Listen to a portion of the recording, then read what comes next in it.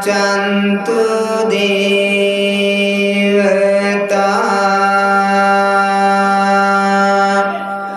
සද්ධම්මං මුනි රාජස්ස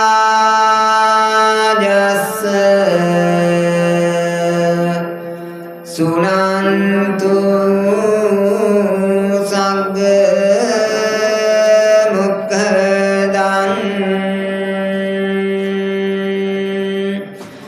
ධම්ම ශ්‍රවණ කාලෝ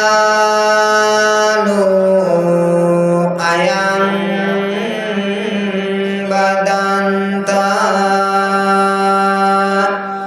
ධම්ම ශ්‍රවණ කාලෝ අයං බදන්තා ධම්ම ශ්‍රවණ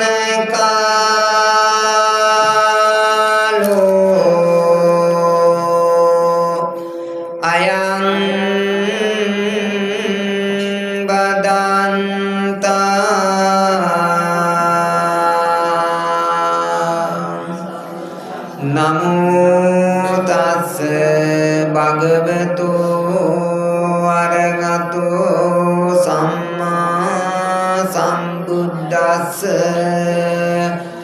නමෝ තස්ස භගවතු අරහතෝ සම්මා සම්බුද්දස්ස නමෝ තස්ස භගවතු සම්මා සම්බුද්දස්ස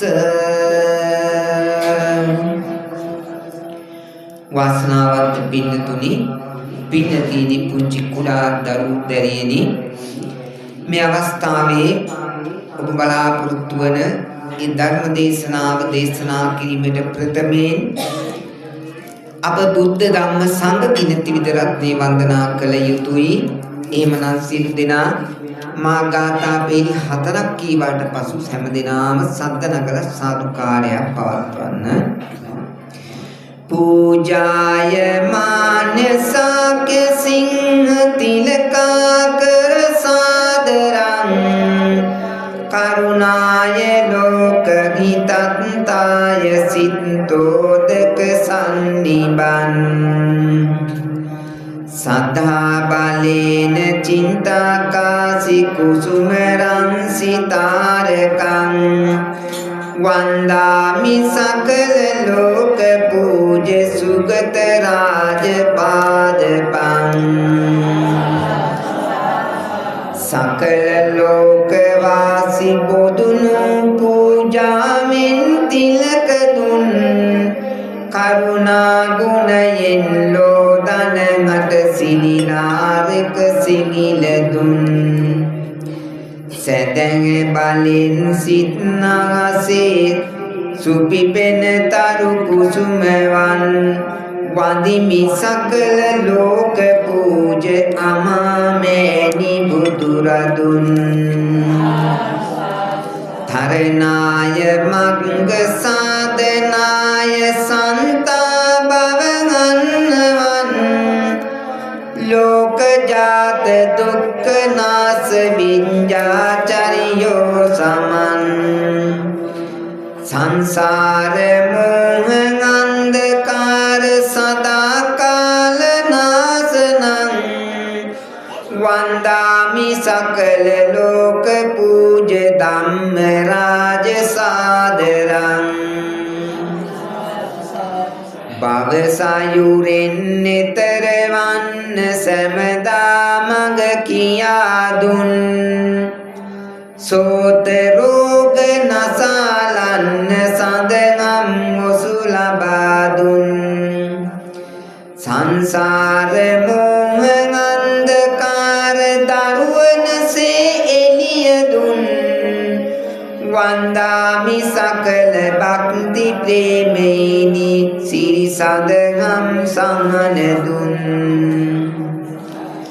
විතරාගි ශාසනයෙන් පත්තෝ නිබ්බානකං දාත දාන පුණ්‍ය වණ්ඩ මහනිසංසදායකං අරහන්ත පන්ත පූජිතංග දේවනාර වන්දිතං වන්දාමි සකල ලෝක පූජ සංඝ රාජ සාදරං විතරාගි ශාසනයෙන් නිවන් පුරට වන්නුතුම් පින් වඩවෙමි ඉටු කරලෝ දන් දෙන අයගේ පැතුම් අරහන්ත භාව ලබා ගන්න යොමු කරලෝ කමසිතුම් වන්දාමි සකල ලෝක පූජ සංඝ රාජ සිද්ධිමන් පින්තුනි දැන් තමයි ඔබ බලාපොරොත්තු වන ඒ ධර්ම දේශනාව ආරම්භ කිරීම සඳහා සූදානම් වෙන වෙලාව නැවත වතාවක් සද්ද නගල සාදු කියන්න දහරාච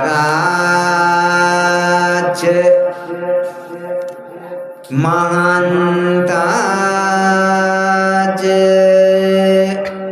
යේ බාලා යේච පණ්ඩිතා සබ්බේ මජ්ජු වසං යන්ති සබ්බේ මච්චු පරායනා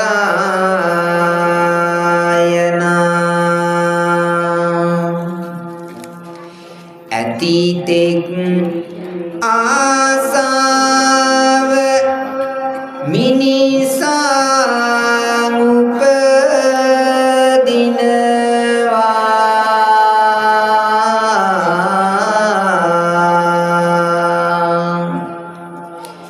උස්මිතිකං පැවතුන මුත් මෙය වෙනවා පිපුනොත් මලක් හැන්දෑවට පර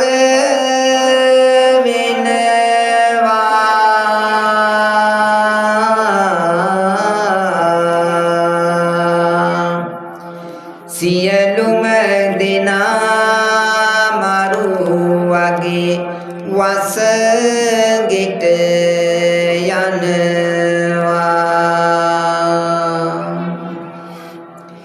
සසරෙහි පැතුම ලෙස සිදු වෙයි ඉපදීම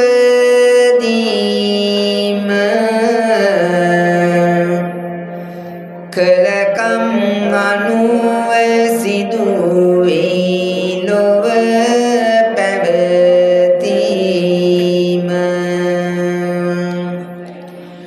ලොකු පොඩි බේද පිළිබඳ නැති ඉවසීම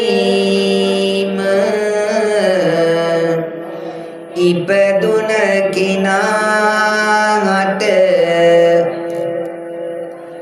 හිමි වෙයි මිය යාම සනසෙන නියාපන දහමේ සුවයගෙන මනසින් හදින් මේ පිළිබඳ සිතනු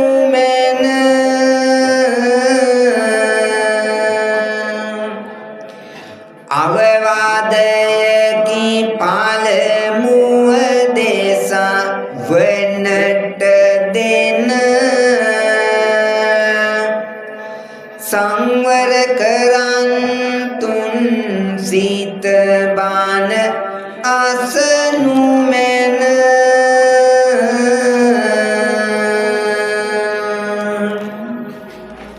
පින්නතුනි අපේ තථාගත සම්මා සම්බුදුරජාණන් වහන්සේ ජීවමාන වැඩ ඉන්න කාලයේදී පින්නතුනේ උන්වහන්සේ විහාරස්ථානයේ ධර්ම දේශනා කරනකොට මහ විශාල සෙනඟක් බණ අහන්න පැමිණ සිටියා.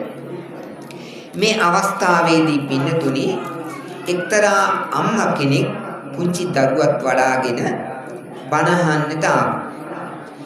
අම්මා ඇවිල්ලා බණ අහනවා, පුතා මිදුලට බැහැලා සෙල්ලම් කරන්න පටන් ගන්නවා. ඒ අවස්ථාවේ පුංචි දරුවට තේරෙන්නේ මේ දරුවා සෙල්ලම් කරන අතර වාරේ ගිහින් ඒ ළඟ තිබුණු හුඹහකට අත දානවා. ඒ අත දානකොට ඒ හුඹහේ හිටපු නාගයා විස දුමාරයක් පිඹිනවා. ඒ දුමාරේ පිඹහම මේ දරුවා සිහි නැති වෙලා වැටෙනවා එතන. හැබැයි මේ අම්මා මේ ඔක්කොම විස්තරේ දැක්කා. බුදුරජාණන් වහන්සේ ධර්ම දේශනා කරනවා, අනිත් බණ අහන අම්මත් බණ අහනවා. නමුත් අම්මා මේ සිදුවෙච්ච සියල්ලම දැක්කා. දරුවා හුඹහට අත දානවත් දැක්කා, දරුවා වැටෙනවත් දැක්කා. නමුත් අම්මා පාඩුවේ බණ ඇහුවා. බණ අහලා ඉවර වෙලා ගිහින් අර දරුවා වඩාගෙන පපුවට තුරුල් කරගෙන අම්මා ප්‍රාර්ථනාවක් කරනවා, මේ පදයක් නෑර බුදු හිමි දෙසු බණ ඇසුවා, ඒ බණ සත්‍ය බලයෙන් මගේ පුතු සුවපත් වේවා කියන. අන්න ඒ මොහොතේදීම අර ලෞතර තථාගත සම්මා සම්බුදුරජාණන් වහන්සේ දේශනා කරපු එක දහම් පදයක් නෑර ඔක්කොම බණ ටික අහපු නිසා අර අම්මගේ අදිෂ්ඨානයේ එලෙසින්ම ඉෂ්ට වුණා, දරුවා සුවපත් වුණා කියලා බණ පොතේ සඳහන් වෙනවා. අන්න ඒ වගේ විශාල බලයක්, ශක්තියක් තිබෙන දෙයක් තමයි මේ ධර්ම දේශනාව ශ්‍රවණය කිරීම. අර දෙන්නට තියෙන උතුම්ම උසස්ම දාණය තමයි ධර්ම දාණය. ඉතින් මේ නිවසේ පින්නතුන් මේ අද දවසේදී මේ දෙන්න තියෙන ඉහළම උසස්ම වටිනාකමෙන් වැඩිම ඉහළම ධර්ම දාණය මේ අවස්ථාවේදී දෙනවා. ඒ දින ධර්ම දාණය ඔබ ශ්‍රවණය කරන්න කියලා හැම දිනාටම සිහිපත් කරනවා. නිස්සද්දතාවය රැකගෙන බණ ටික අහන්න කියන එක තමයි මේ කියන්නේ. හොඳට තේරුම් ගන්න කියන එක තමයි බණ කතාවේ ඔබට පැහැදිලි කරන්නේ.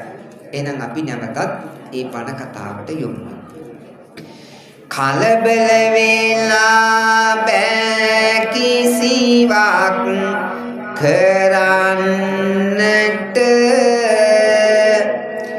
එක අරමුණක ඕනෑ සිත තබන්නට,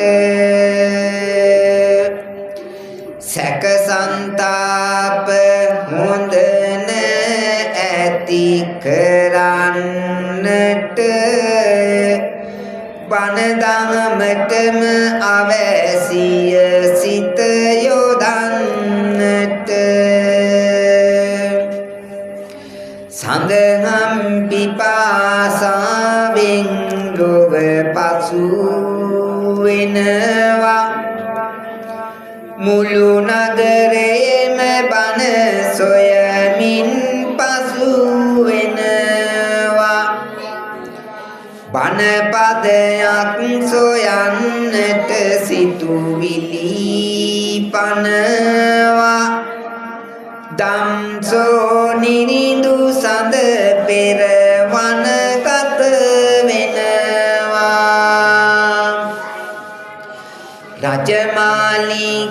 රජමාලිගාවෙන් සම්පත් හැර යන්න,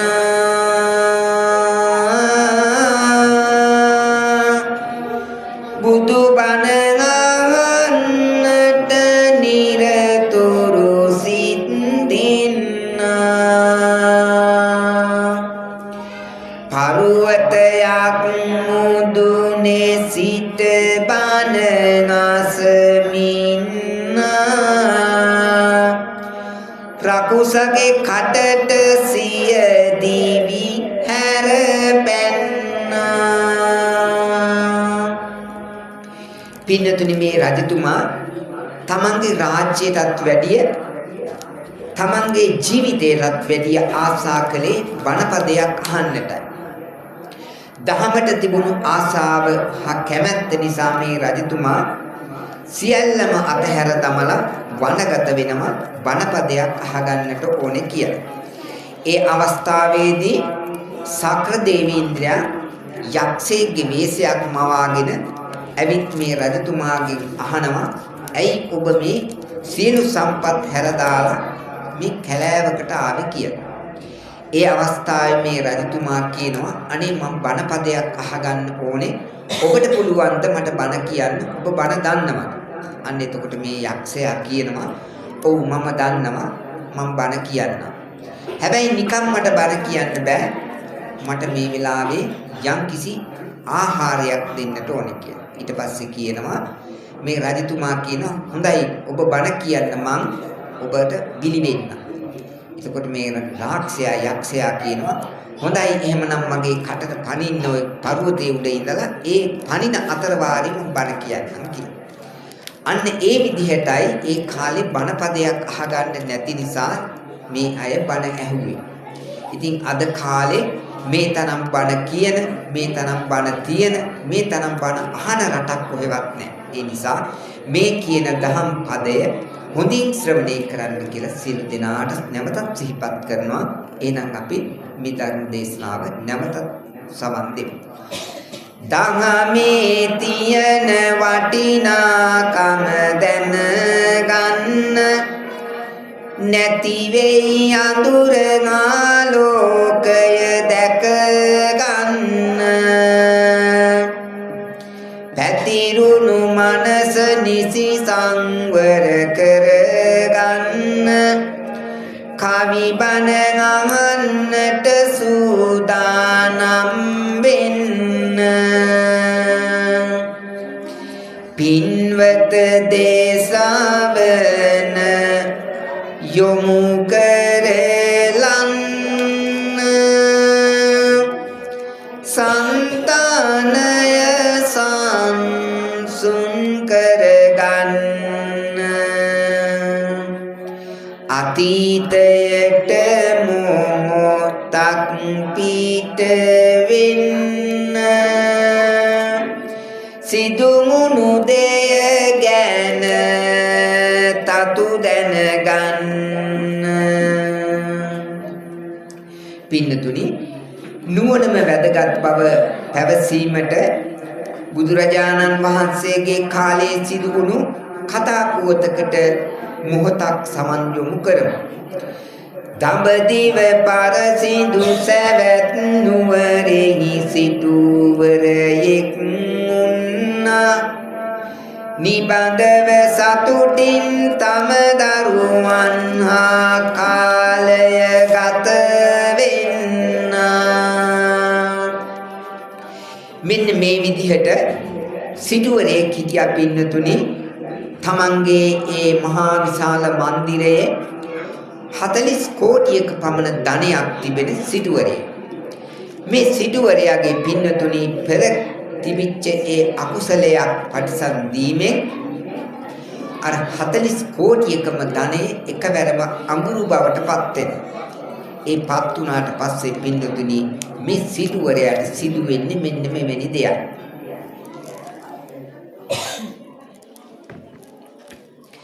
මුළු ධනයම අඟුරු වෙලා ඔහු වැළපෙනවා. එය දකිනා සිටුවරයා නිති දුක් වෙනවා.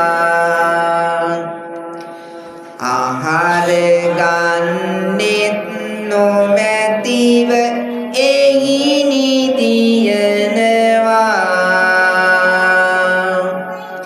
මේ දුක් වන හින්දා ඔහු සුදු මැලි වෙනවා.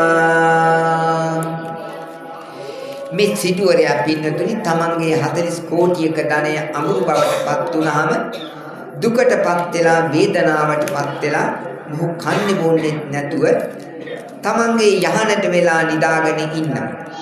මේ නිසා මොහු ඇඟත් එක්ක සුදු මැලි වෙලා යනවා. මේ අවස්ථාවේ තමන්ගේ යහළුවෙක් එනවා තමන්ගේ නිවසට. ඒ ආවට පස්සේ තමන්ගේ යහළුවා මෙන්න මේ විදිහට අර සිටුවරයාගෙන් අහනවා පින්නතුනේ. අසනීපෙන් වාගේ ඇයි ඔබ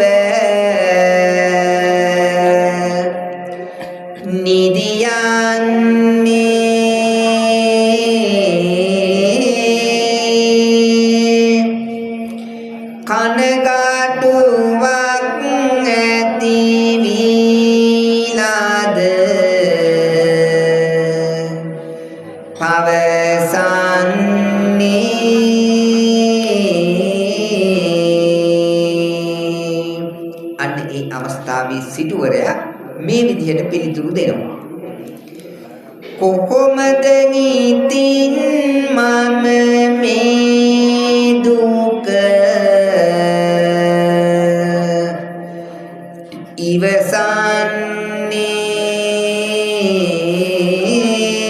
ඉවසන්නේ යනුවෙන් සිටුවරයා එහිදී පවසන්නේ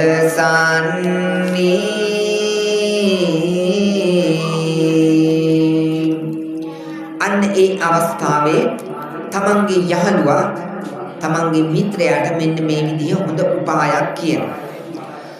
අඟුරුව තිබෙන සම්පත් ගැන විමසන්න ඔබේ සල් පිල්වලට ගෙවා ගෙනියන්න එළමින් පැදුරු මුළු ධනයම අතුරන්න අඟුරු විකුණනා විලසට ගෙහි ඉන්න. අර සිටුවරයාට කියනවා තමන්ගේ 40 කෝටියකම ධනය අඟුරු වුණා. ඒ අඟුරු ටික අරගෙන යන්න පොළට අරන් ගියාම විශාල කලාල එලලා ඒ කියන්නේ පැදුරු එලලා ඒ පැදුරු වල මේ අඟුරු ගොඩ ගහලා එන අයට අඟුරු කියා විකුණන්න කියන. සිටුවරයාත් මේ අදහස පිළිගන්නවා. අදහස අරගෙන දැන් මේ අඟුරු ගොඩ ගහගෙන විකුණන අතර වාරයේදී ඒ විතරක් නෙවෙයි ඔහුට කියනවා කවුරු හරි කෙනෙක් ඇවිල්ලා ඔබෙන් අහුවොත් ඇයි ඔබ මේ රත්තරන් විකුණන්නේ කියලා ඇයට ඔහුට කියන්න අනේ කොහෙද රත්තරන් තියෙන්නේ අනේ මට ඒයින් ටිකක් ගෙනවිත් දෙන්නට කියලා ඔහුට හෝ ඇයට කියන්න කියලා කියනවා. ඉතින් සිටුවරයා අදහස පිළි අරගෙන මේ විදිහට සියල්ල සිදු වෙද්දි පින්නතුනි දහසක් දෙනා එන මේ සල් පිළට වෙළඳ පොළට එක්තරා කෙට්ටු සිරුරක් ඇති කුමාරිකාවක් එනවා. මේ කුමාරිකාව ඇවිල්ලා මෙන්න මේ විදිහටයි සිදුවන්නේ. භව ඉවර වන්නේ සතුටු සිත් ඇතිවන්නේ ඇගේ පිනට වන්නේ අඟුරු නැවතත් රුවන්ම වෙන්නේ. මේ විදිහට දහසක් දෙනා එන සල්පිලේ පින්නතුනි එක්තරා කෙට්ටු සිරුරක් ඇති කුමාරිකාවක් ඇවිල්ලා මේ මිලෙන්දගෙන් අහනවා ඇයි ඔබ මේ රත්තරන් විකුණන්නේ කියලා. එතකොට අර සිටුවරයාගේ යහළුවා කියපු ආකාරයට මේ සිටුවරයා කියනවා අනේ කොහෙද තියෙන්නේ රත්තරන් මට එයින් ටිකක් ගෙනවිත් දෙන්න කියලා. ඒ අවස්ථාවේදී පින්නතුනි අර කුමාරිකාවගේ තියෙන පින් බලය නිසා අර අඟුරු ගොඩට අත තියෙනවා සමගම අර 40 කෝටියක වටින ධනය නැවතත් රත්තරන් බවට පත් වෙනවා. රත්තරන් බවට පත් වුණාම සිටුවරයා සතුටටපත් වෙනවා. ඒ අවස්ථාවේදී පින්නතුනි මේ සිටුවරයාට ඇති වෙන සන්තෝෂය නිසා මේ සිටුවරයා මේ කුමාරිකාවගෙන් අහනවා කොයි සිටද ඔබ මෙහි පැමිණෙන්නේ ඔබ හින්දායි මගේ ධනය මට හිමිවන්නේ කෙලෙසක දෝදු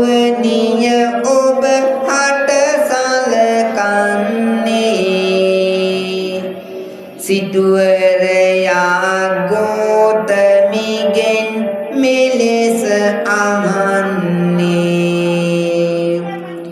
මේ සිටුවරයා අහනවා දුවණිය ඔබ කොයි නගරේ ඉඳලාද එන්නේ? ඔබ නිසා තමයි මට මේ මගේ ධනය ලැබුණේ. ඒ නිසා ඔබට මම කොහොමද සලකන්නට ඕනේ? ඔබේ නම කුමක්ද කියලා අහනවා. අන්න ඒ වෙලාවේ මේ කෙට්ටු සිරුරක් ඇති කුමාරිකාව කියනවා මගේ නම තමයි කිසා ගෝතමී. කිසා ගෝතමී කියලා කියන්නේ ඉතාමත් කෙට්ටු සිරුරක් තියෙන නිසා. හරි කෙසඟයි කුසයි. ඒ නිසා තමයි කිසා කියලා කියන්නේ. ඉතින් මේ කුමාරිකාවට දෙන්න තෑග්ගක් නැති නිසා මේ සිටුවරයා මෙන්න මේ වගේ අදහසක් කියනවා. හැබැයි ඒ කාලේ අදහස කිව්වට දැන් ඉන්න උපාසකම්මල උපාසක මහතුරුගේ අදහස කියන්න යන්න එපා. ලොකු අමාරුවක වැටෙනවා. මගේ පුතා තව මත් ඔව්ගෙදර ඉන්නවා. අගේ ඇතිව මේ ධනයද ඔහුට පිදෙනවා.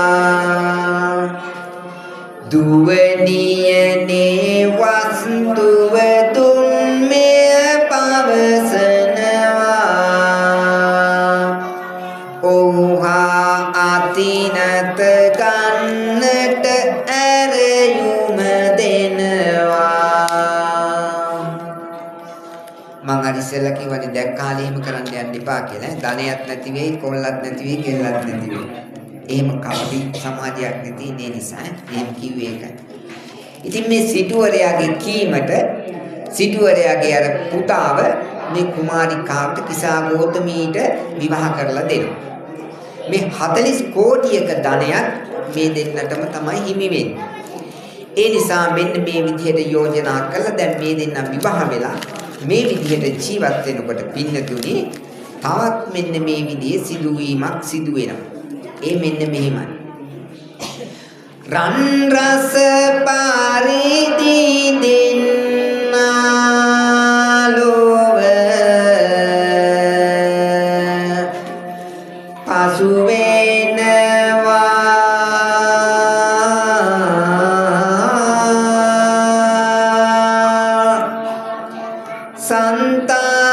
සංතානයේ සෙනෙහස් මල්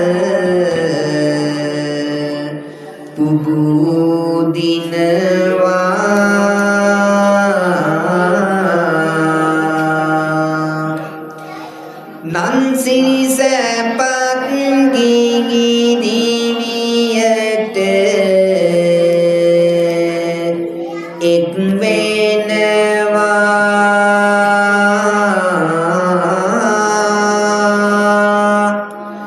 පින්මද පුතෙක් මේ දෙන්නට ඉපදෙනවා.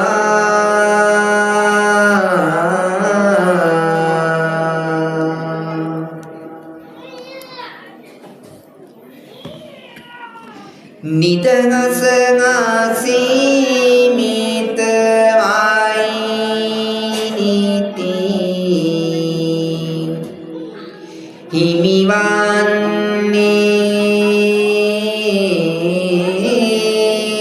හිමිවන්නේ. අම්මා තාත්තා දරුවා නලවන්නේ.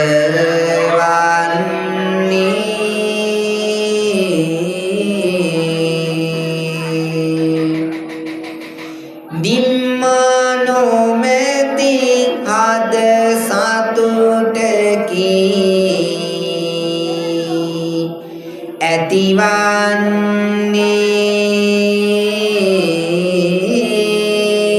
ඇතිවන්නේ. වැඩි කල නොමැත නමුත් එය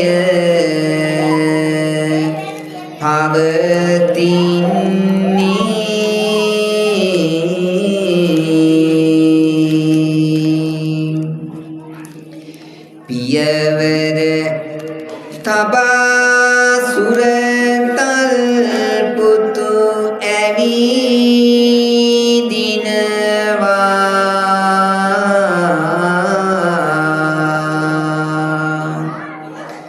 සියවර දහස් වර තනියම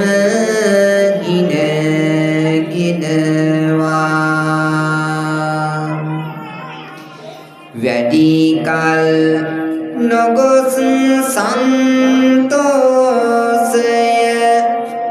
බොඳ වෙනවා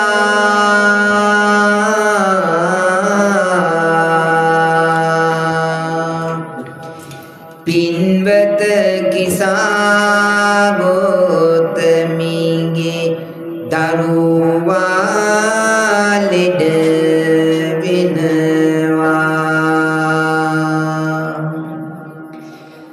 සසරෙහි සැරිසරා තවමත්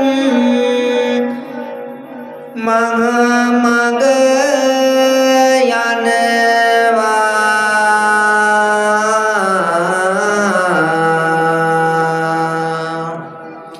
පුතු ලෙඩ වුණත් ඒ බව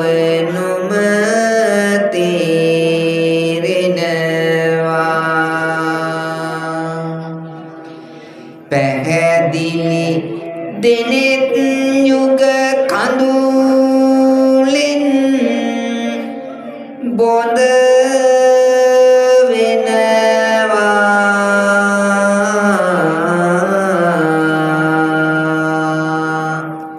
සුරතල් පුතා පෙර දවසක මිය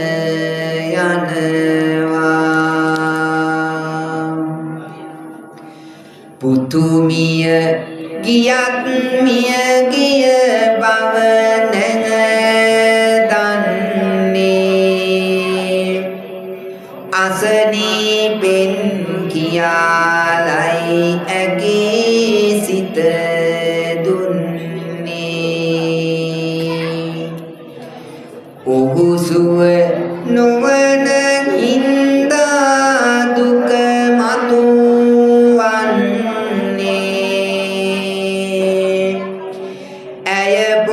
පුතා අරගෙන මහ මග යන්නේ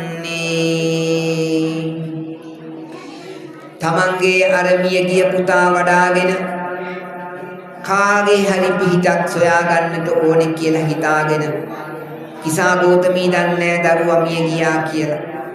නමුත් මේ අසනීපෙන් ඉන්නවා කියලා හිතාගෙන තමයි ඇය පුතාව වඩාගෙන ඔහු සනීප කරගන්නා අදහසින් තම ආදරණීය පුතා වඩාගෙන බෙහෙතක් සොයාගෙන ඇය මහමග ගමන් කරනවා. දකින දකින කෙනාට ඇය තමන්ගේ දුක කියන්නේ මෙන්න මේ විදිහටයි පින්නතුනි. දස මාස කුස දරමින් ඇති දැඩි කළ පුතා අසනීපෙන් පසු වෙනවා නොමැත නානේ කතා සුව කරන්න පිහිට නැද්ද මගේ සතුට පතා සනීප කරලා දෙනවද මගේ ආදර පුතා වේදනාව වේදනාව හිතේ නැගෙනවා මෙහෙම දුකක් විඳින තැයි කියා සිතනවා ඇය අඬ අඬ දුවන අතරේ මෙය සිදු වෙනවා ඥානවන්ත එක මගියෙක් මෙහෙම කියනවා තමන්ගේ දරුවා වඩාගෙන දකින කෙනාට කියනවා අනේ මගේ පුතා සුවපත් කරලා දෙන්න බෙහෙතක් හොයාගන්න තැනක් කියන්න කියලා. අන්න ඒ අවස්ථාවේ මහමග ගමන් කරමින් සිටින එක්තරා ඥානවන්ත මගියෙක් ඇයට කියනවා මෙන්න මේ විදිහට පින්නතුනි නැගණිය ඔබ පුතු සුවපත් කරගන්න ඇත්තේ එකම ඔසුහල බව දැනගන්න. එතකොට අර කිසා ගෝතමිය ඔහුට මෙන්න මෙහෙම කියනවා පින්වත් මගිය එගෙනම් සුව ලැබ ගන්න කොතැනද කොහෙද කොමට ගෙය පෙන්වන්න. අන්න ඒ අවස්ථාවේ පින්නතුනි තවත් යමක් සිදු වෙනවා එහි මෙන්න මේ විදිහට සනසිලි යුතුව ලැබ ගන්නට සුවය ආරා ඇය වැළපුනේ නීතියෙන් නෙත කඳුළු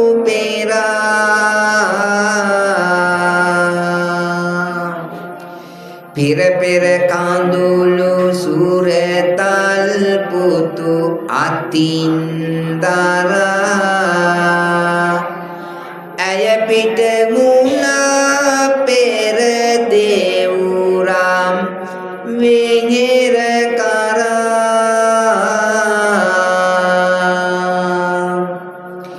දේවුරම් වෙහෙරේ අපතිලෝ තිලක සම්මා සම්බුදුරජාණන් වහන්සේ වැඩ වෙසෙන කාලේ පින්නතුනි තම පුතු වඩාගෙන කිසා ගෝතමිය සම්මා සම්බුදු පාමුල වැද වැටිලා මෙන්න මේ විදිහේ ඉල්ලීමක් කරනවා පින්නතුනි මෙන්න මේ විදිහටයි කවදත් සිටින ලොව ගනා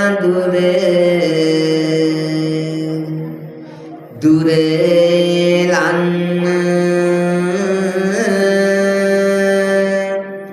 බව දුක් නැසීමෙන් දැනගත් බුදු වෙන්න සුරතල් දරුසිනා නැවතත් දැක ගන්න සම්බුදු පියාණනි මට පිහිටක් වෙන්න. ඇය මෙසේ කඳුළු පුරවා දෙයසේ සම්බුදු පායුග වැඳ වැළපෙද්දී අපේ බුදුරජාණන් වහන්සේ පින්නතුනි මෙන්න මේ විදිහට දේශනා කරනවා මෙන්න මේ ආකාරයටයි ඔබගේ පොඩි පුතා සුවපත් කරගන්න සුරතල් දරුසිනා යලිවද දැක ගන්න නැගණිය යලිත් ඔබ නගරෙට පිවිසෙන්න නොමරුණු ගෙදරකින් අබඩින්ගක් අරගන්න කිසිවෙකු නොමල ගෙදරක් සොයමින් යනවා පිවිසෙන හැමතැනින් මේ ගැන විමසනවා එහි එක් කෙනෙක් හෝමල බව පැවසෙනවා නොමරුණු ගෙයක් සොයමින් ඇය ඇවිදිනවා ගෙදරකින් ගෙදරකට අබ සොයා යන ගමනේ නොමැත අබ හමු වුණේ හැම ගෙදරම එක් අයෙක් හෝ මල බවයි තේරුණේ එපමණක් නොව එහි තව යමක් සිදු වුණේ සිඟිති පුතු පිළිබඳව එක දෙයක් වැටහුණේ ඒ පින්නතුනි එදා කිසා ගෝතමිය මේ මරණය කියන එක අහලා නැහැ දැකලා නැහැ ඒ නිසා වයස් ભેදයක් නැහැ මේ මරණය කියන එකට පොඩි කාලේද ලොකු කාලේද වයස්ගත වෙලාද තරුණ කාලේද කියන එක මේකට ભેදයක් නැහැ. ඕනම අවස්ථාවක ඕනම කෙනෙක් මිය යනවා. ඒ නිසා මේකට තැනක් වෙලාවක් කලාවක් නැහැ. ඒ නිසා කිසා ගෞතමියට මේ බව තේරුම් කරලා දෙන්න තමයි ලෞතර බුදුරජාණන් වහන්සේ දා දේශනා කළේ. නැගණිය ඔබ නැවතත් යලිත් යන්න නගරයට ගිහින් මැරිච්ච නැති ගෙදරකින් අබමිටක් අරන් එන්න කියලා. ඇයිද මේ හැම ගෙදරකම හැම කෙනෙක්ම ඉපදුනොත් කෙනෙක් හැම කෙනාම මිය යන බව තේරුම් කරලා දෙන්නට තමයි අපේ බුදුරජාණන් වහන්සේ එදා ඒ විදිහට දේශනා කළේ. අන්න ඒ අවස්ථාවේ පින්නතුනි තව යමක් ඇය තේරුම් ගන්නවා මෙන්න මේ විදිහට. සම්පත් වලට නොපැතුව පුරවරය නිසා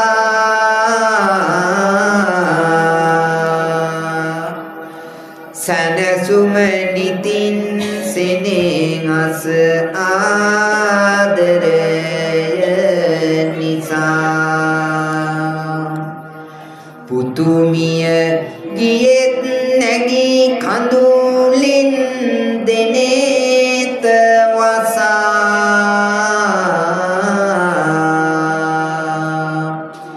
වැළපෙයි පින්වතුනි පෙරගෝතමිය කිසා. ඇය ඒ විතරක් නෙමෙයි දරු දුක නිසා ඇය මෙන්න මේ විදිහටත් වැළපෙනවා.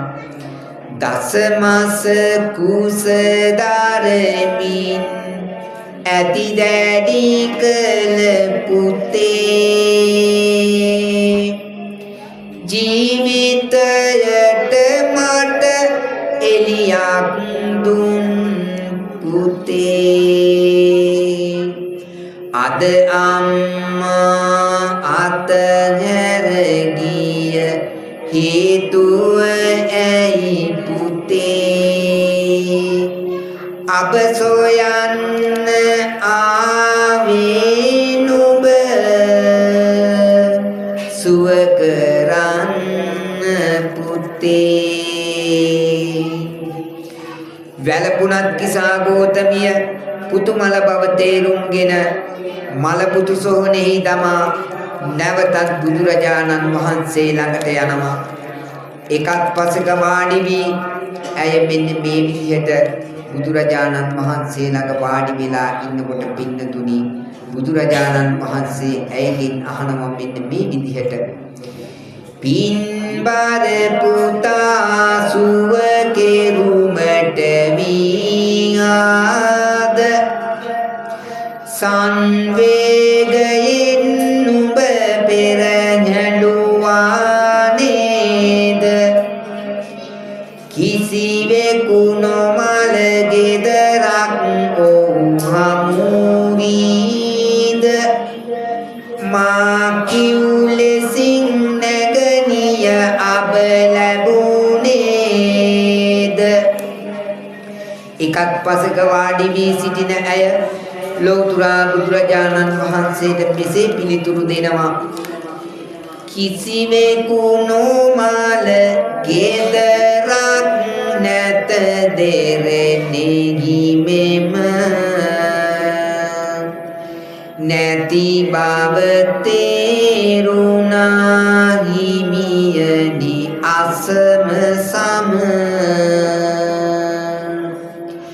මියගිය මගේ පුතත් දමමින් සොහොන් බිම පිහිටක් පතාගෙන යලි පැමිණියෙමි මම. බුදුරජාණන් වහන්සේ මෙසේ ඇයට පිළිතුරු දෙනවා පින්නතුනි කිසිවෙකු හට නොහැක ලොව නොමැරී ඉන්න ඇතිවන දෙයට මුරුමව නැත නැති වෙන්න දුක් බර මෙවන් සංසාරෙන් ගොඩ වෙන්න කරගත යුතුයි බෙහෙතක් නොමැ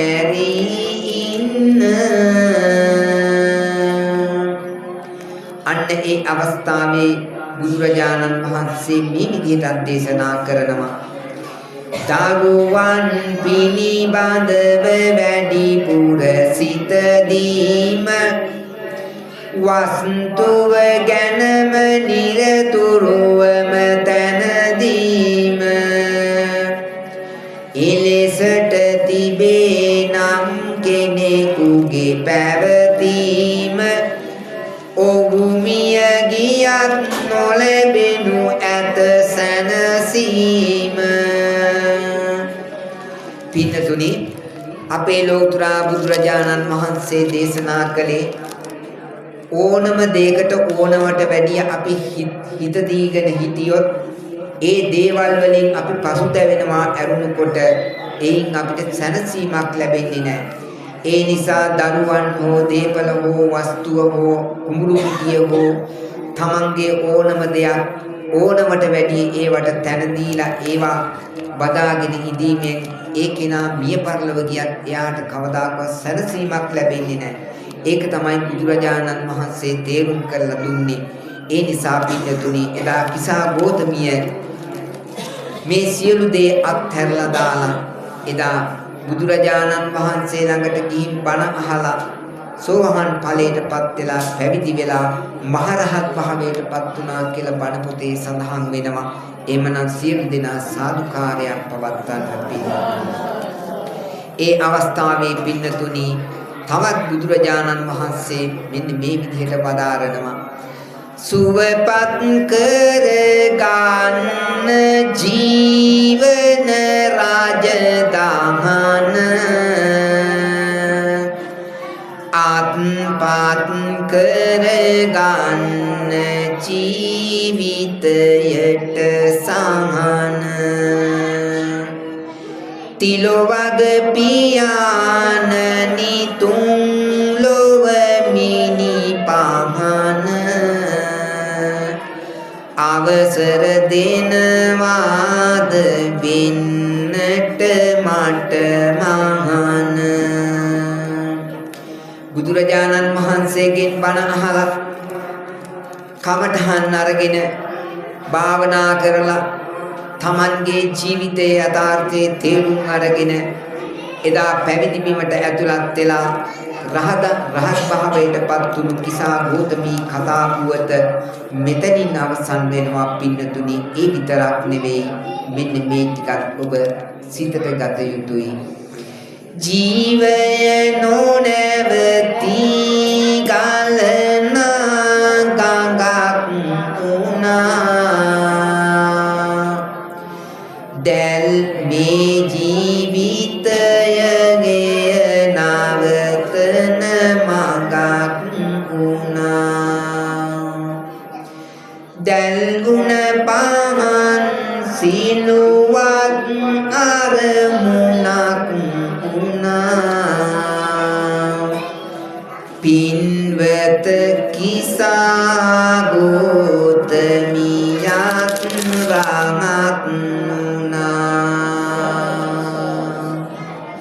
අපේ තථාගත සම්මා සම්බුදුරජාණන් වහන්සේගේ බුද්ධ දේශනාව ඒ ශ්‍රවණය කරපු ඒ කිසා ගෝතමියත් එදා අතීතයේ ඒ හිටපු සියලු ජනයා මේ අද වර්තමානයේ මේ බණ කතාව ඇසූ ඔබ සියලු දෙනාත් මේ ධර්ම ශ්‍රවණය කිරීමේ ආනිසංස බලයෙන් ඔබ සියලු දෙනාට සිතක් සාන්තියක් සැලසේවා. නිදුක් නිරෝගී භාවයේ චිරජීවනයේ උදා වේවා කියන දාසින් සාදුකාරයක් පවත්වනවා. එහෙමනම් රටජාතිය සම්බුද්ධ ශාසනයත් ආරක්ෂා කරන්නා වූ අල්පේ ශාක්‍ය මහේ ශාක්‍ය සම්‍යක් දෘෂ්ටික දෙවියන්ට මේ පින් අනුමෝදන් වේවා. දෙවියෝ මේ පින් ලබා ගනිත්වා. දෙවියෝ ප්‍රාර්ථනීය බෝධියකින් අමා මහ නිවනින් සැනසෙත්වා කියන අදහස කිදී ඇති කරගෙන දෙවියන්ට පින් අනුමෝදන් කරන්න මාත් සම්පූර්ණ ගාථාව කියන්න. ආකාසත්තා චුම්මත්තා දේවා නාග මහින්దికා පුඤ්ඤන්තං අනුමෝදිत्वा චිරං රක්ඛන්තු ලෝක සාසනං. ආකාසත්තා චුම්මත්තා දේවා නාග මහින්దికා පුඤ්ඤන්තං අනුමෝදිत्वा මුදිත්වා චිරං රක්ඛන්තු ධම්ම දේශනං ආකාසට්ටා ච බුම්මට්ටා දේවා නාග මහිද්దికා පුඤ්ඤන්තං අනුමෝදිත්වා චිරං රක්ඛන්තු දේමං සදා